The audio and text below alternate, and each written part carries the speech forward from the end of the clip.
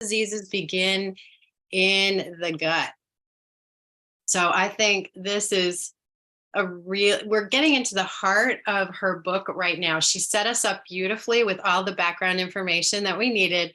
And now she's taking us on a really exciting journey. And I have to say, I haven't read ahead. So I'm right where you are as we read this book, which is very, very exciting. And I'm glad that you're here with me on this journey. If you have questions or comments, please put them in the comment section. I always want to hear from you. It makes me really happy that you joined me and you're learning with me together. So we're going to take this chapter really slowly because there's so much here. And that's why I'm doing this podcast, so that we can kind of pull apart what she's talking about and apply it to your own life. That's going to make it better for you, right? What's in it for you? Because everybody's experience is different. You're a different age. You could be a different race. You could be living in a different country. You could have different life experiences. And that's why last week I asked you to do a bit of a family health history, not so much to reinforce the genetic application of illnesses and diseases, because we kind of know now, we've ruled that out. Only 5% of our health is determined by our genetics.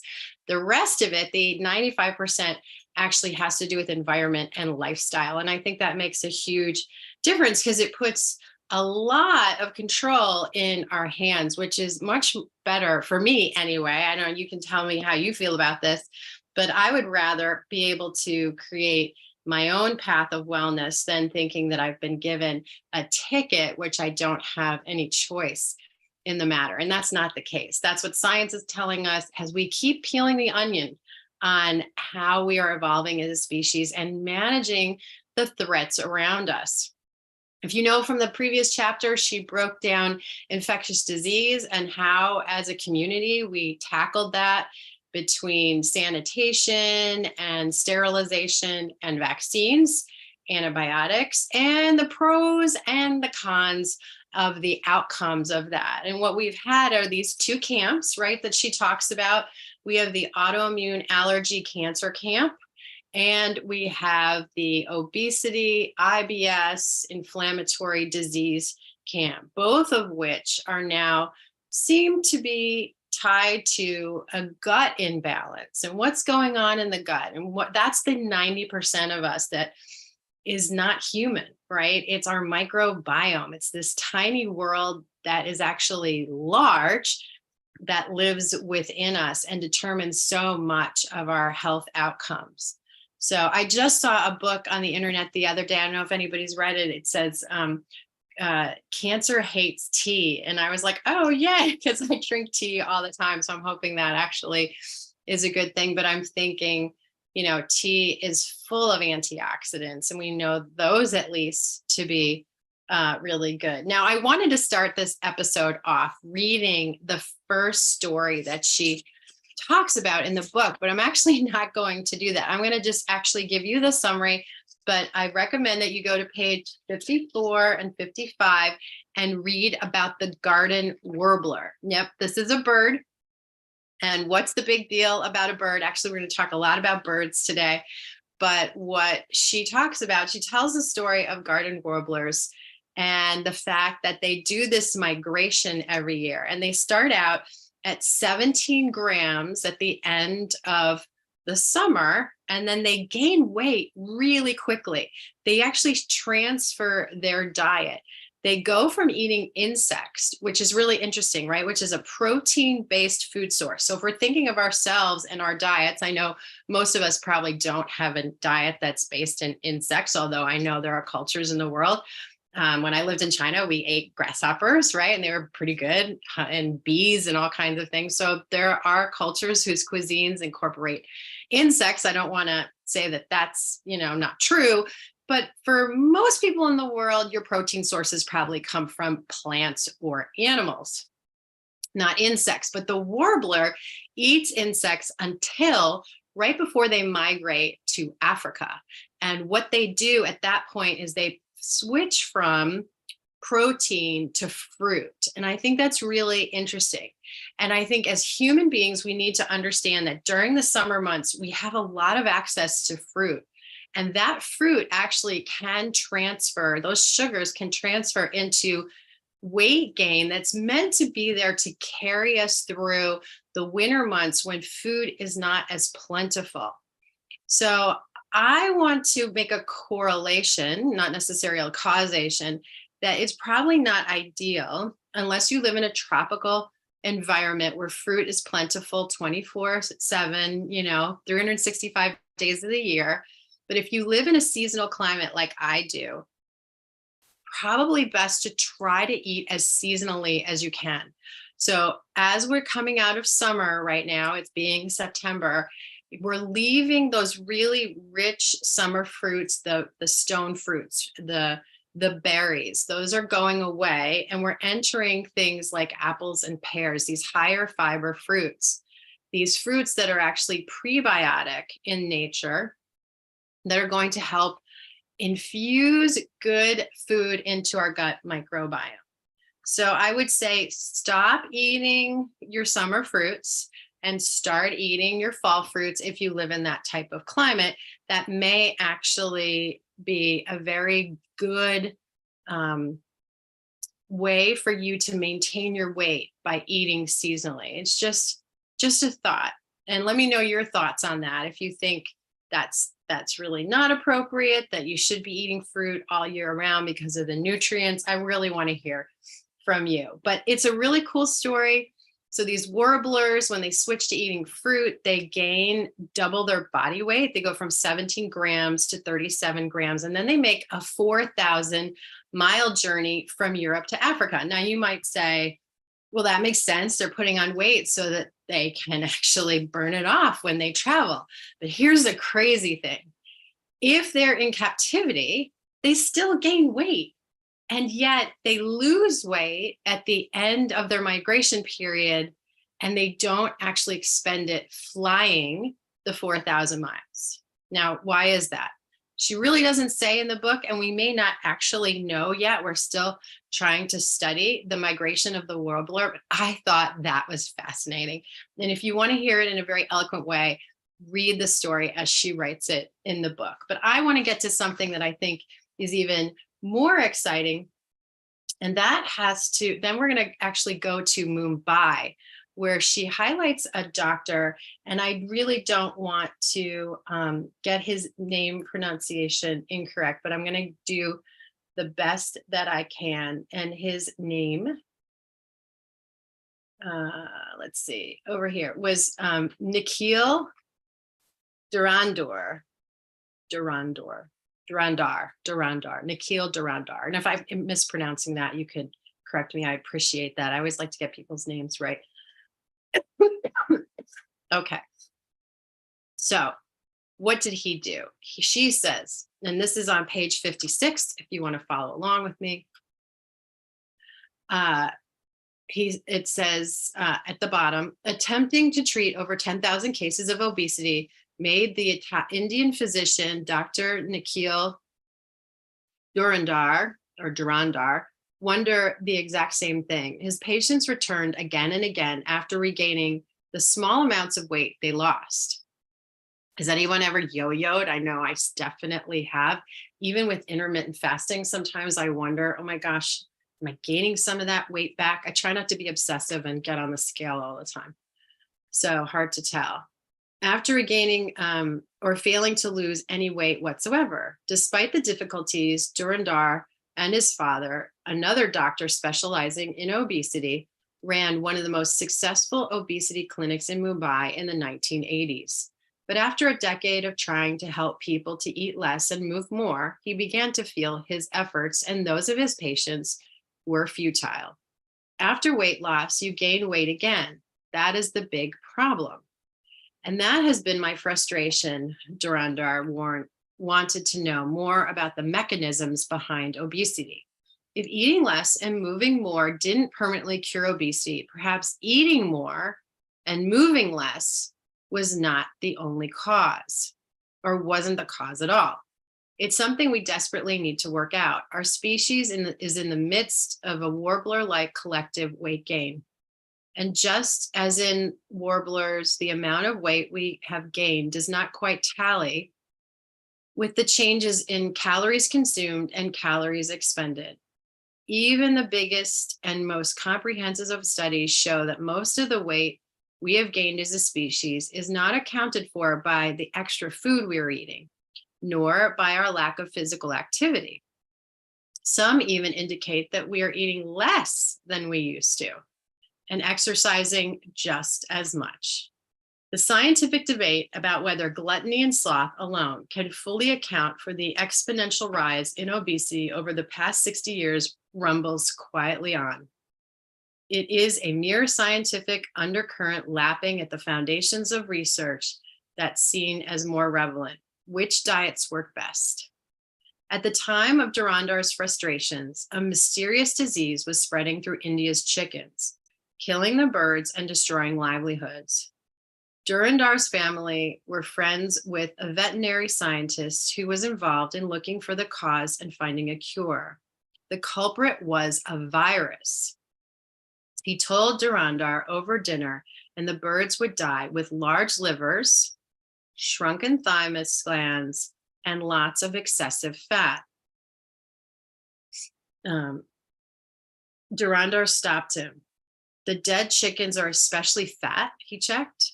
The vet confirmed it. Dhurandar was curious. Animals dying of a viral infection would normally be skinny, not fat. Was it possible that a virus could induce weight gain in chickens? Could this be an explanation behind the patient's difficulties in losing weight? Dhurandar, excited to know more, set up an experiment. He injected one group of chickens with the virus and left the other group alone. Sure enough, 3 weeks later, he found that the infected birds were far fatter than the healthier ones. It seemed as if the virus had made them gain weight as they fell ill. Could it be that Dhurandar's patients and countless other humans around the world were also infected with the virus? What is happening to our species is on such an enormous and unprecedented scale that in the distant future, when humanity looks back on the 20th century, they'll remember it not just for 2 world wars, nor solely for the invention of the internet, but as the age of obesity. Take a human body from 50,000 years ago and one from the 1950s, and they will look more similar to one another than either does to the average human body today. In just 60 or so years, our lean, muscular, hunter-gatherer-like physiques have become encased inside a layer of excess fat. It's something that has never happened to humans on this scale before, and no other animal species, apart from the pets and livestock we care for, has succumbed to this anatomy-changing disease. 1 in every 3 adults on Earth is overweight. 1 in 9 is obese. That is the average across all countries, including those where undernutrition is more common than being overweight. Looking just at the figures for the fattest of countries is even harder to believe. On the South Pacific island of Nauru, for example, around 70% of adults are obese, and a further 23% are overweight. Just 10,000 people live in this tiny country, and only about 700 of them are a healthy weight. Nauru is officially the fattest nation on Earth, but it is closely followed by most of the other South Pacific islands and several Middle Eastern states. In the West, we have gone from being skinny enough that no one thought to comment on, worry about, or count the number of overweight people to being fat enough that it would be quicker to count those who remain skinny. Roughly 2 in 3 adults are overweight, and half of those are not just overweight, but obese. The United States, despite its reputation, is 17th in the world rankings with a mere 71% of the population overweight or obese. As for the UK, it ranks 39th with 62% of adults overweight, including 25% obese.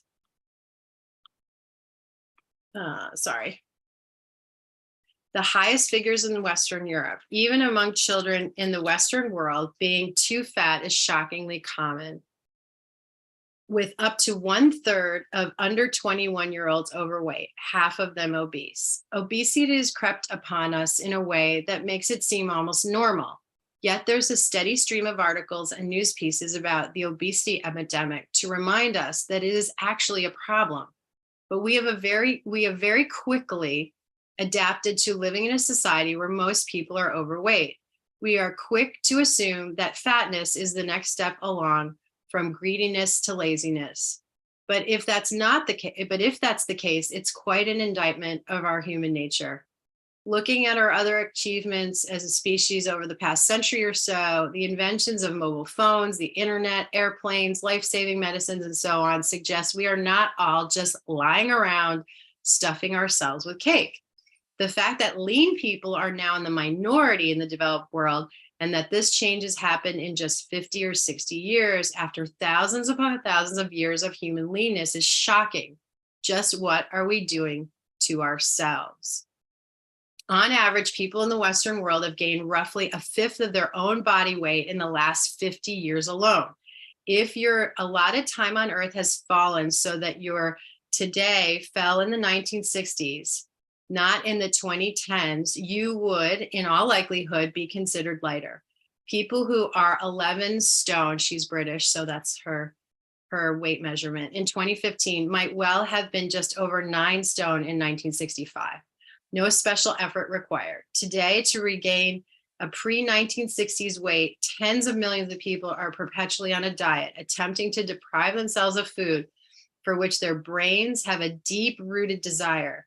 But despite the billions of dollars spent on fad dieting, gym going, and pill taking, obesity levels have risen exorbitantly. I can't say that word today, so I apologize.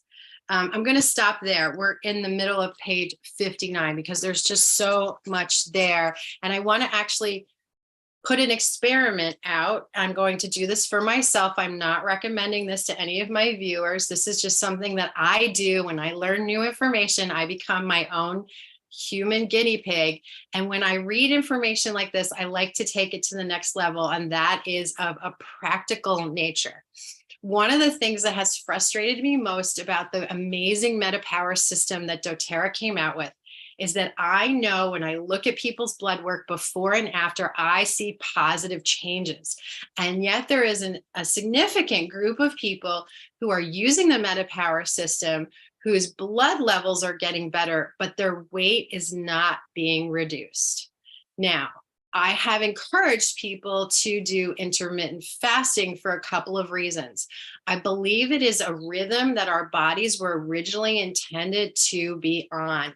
And this idea of access to food 24/7 all the time is really not a natural condition. We know that seasonally food varies from season to season. We also know that people would not be going out in the middle of the night, hunting and gathering. So we were designed to eat probably a lot fewer hours, maybe not fewer calories, but let's just say fewer hours of the day that we do in our modern society that is surrounded with light.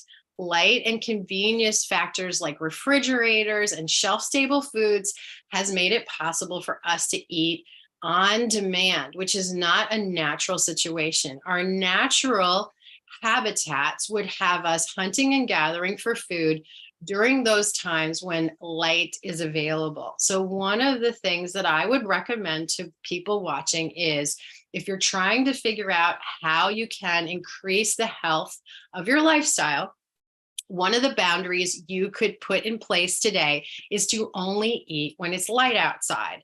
In fact, going outside in the morning and getting morning sunlight, putting your feet on the ground and grounding yourself with those negative ions, which is going to help your body defend itself against the positive ions that come from our electronics, and not eating when the sun goes down is also going to be a good mental way to create a more natural lifestyle for yourself without necessarily changing everything all at once. For those of you who have found intermittent fasting too hard, eating it during a circadian rhythm could be the answer that you're looking for, at least getting you on a path that's in the right direction. So that would be one of my free suggestions. That's one of the things we like to do on this podcast, is give you no cost suggestions that anyone can start to incorporate, no matter what your budget is, by watching this program and being able to see yourself living a healthier life.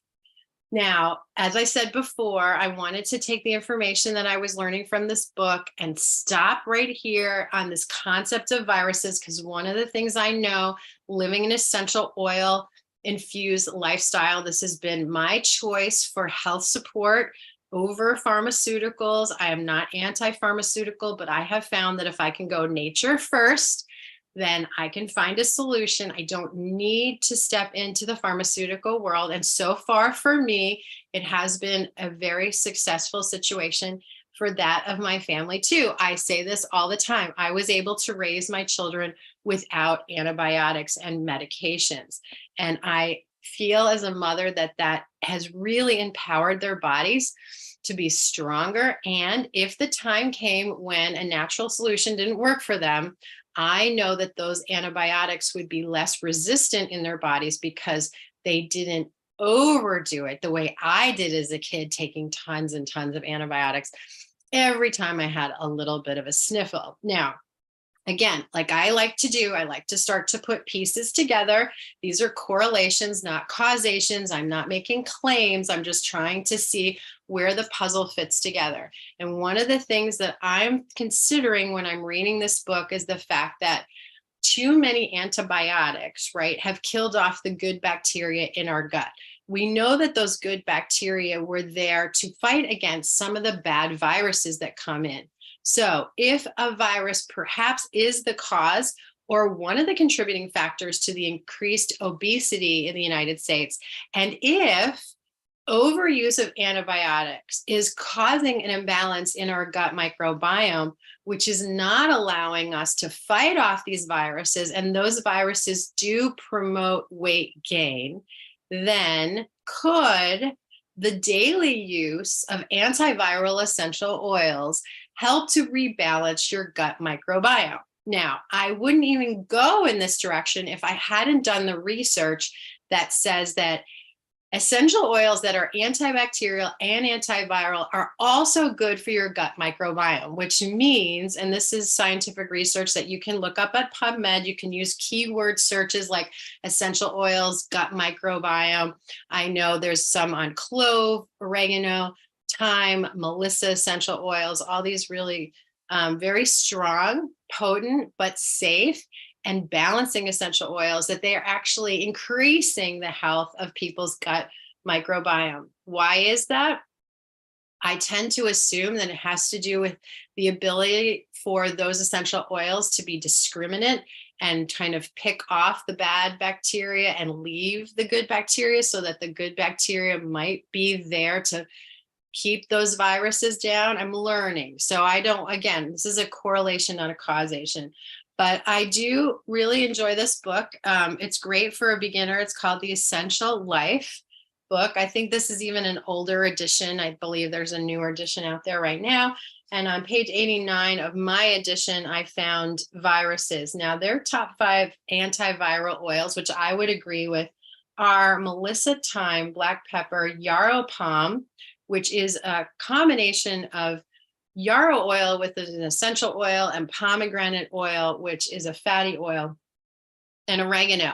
And before we run out of time, I just want to show you something that I'm going to try, and I will keep reporting back to you how this is going. But I had a bottle of yarrow palm oil that I have been using on my face. I really like it to help with wrinkles. So this is good to keep your skin from creping. I even put this on my knees as I'm aging. It's sort of an anti-creping situation. It's also really good for balancing your hormones. But what I'm going to do is actually, I'm going to take this bottle and I'm going to peel off the label, because I'm going to add the other antiviral oils to this, and I'm going to show you what I'm going to do. So that label's gone, but now I have this sticky mess on my bottle. And so I'm going to take some lemon oil. I'm just going to show you what I do. I just put it in the palm of my hand because I don't have paper towel right now. Okay, so I have a tissue here. And what I'm going to do is once you just rub that lemon on the glue, and then you take a tissue, you can just easily wipe this off.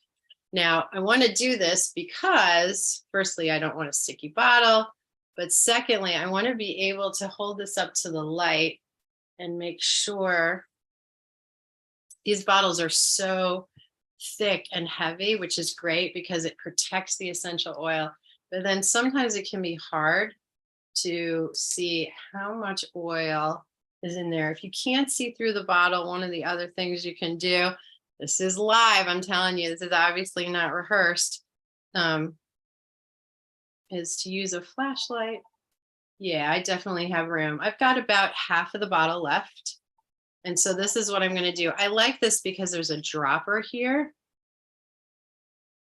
Oh, and I forgot to change my name, so I'll do that too. See, this is fun. This is real, people. This is real life. What happens? It's Monday. There we go. All right. So I've got my 5 essential oils. And what I'm going to do is add them to this bottle just kind of in equal amounts. So I usually start with 10 or 20 drops and I just hold it over the bottle. 4, 5, 6, 7, 8, 9, 10, 11, 12, 13, 15, 16, 17, 18, 19, 20. Okay, so just to give you an idea, and then sometimes I'm going to just make this a little bit faster. If you notice, some essential oils are going to come out a lot faster. Like, well, this is going to be a little slow. So what I'll probably do is just pop the regulator out. And then I just do kind of a gentle pour. Okay, not as scientific maybe as some of you would like. So if you have the time to count out the oils, please go ahead and do that. But what I'm going to do, just to show you my blend, is I'm going to pop the regulators out. Still have enough room. I'm going to pour some of that in. Okay. And then the last one's going to be black pepper. So again, the oils I'm using are Yarrow Palm, and that's the base bottle that I'm using. I added oregano, Melissa, which I know is really expensive. So if it's too expensive for your budget, then you could go with lemon. Even it's not going to have all the properties, but it is a good start. And then, oops, let's right up to the top. And then black pepper. Hard to tell. Okay. I need better light in this room, but here we go. See if I can get a little bit more. All right, that uses up the rest of my black pepper. Now, one of the reasons I like this combination idea that came from this book, oh yeah, there's plenty of room in there. So I could probably add some more essential oils, is that now I have a dropper and I always keep my capsules nearby, like an old tea tin that I leave them in, but you can get these vegetable capsules from doTERRA, or you can get them somewhere else. And what I would recommend doing, and this is great because I have a bit of a head cold right now, so it's going to help with that anyway, is just fill up the capsule like that. Pretty blue color of the mixture.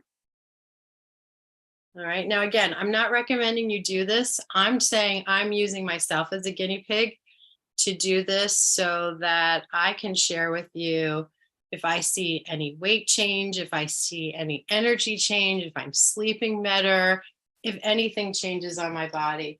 That's the goal of using the antivirals. And the theory is that it's going to improve my gut microbiome and that it is going to help me ward off, maintain a healthy weight and ward off getting sick. So first one. All right, we'll give it a go. So next week, we will continue with this amazing chapter. A real cliffhanger on this one because she's constantly throwing curveballs into what my belief system is. I never in a million years thought that a virus could control whether or not people were a healthy weight. But as it turns out, it looks like there may be a connection between people who are thin and how they deal with viruses, and people who are obese, and the fact that, we have all these antibiotics and maybe it made us more susceptible to viruses. So there's an imbalance in our bodies causing this problem. Something to consider. I really appreciate your time. If you have questions about today's episode, if you have questions about the book, where to get it, what it is, put it in the comments section. I'd be happy to give you that information. I will see you next week. It was good to be together.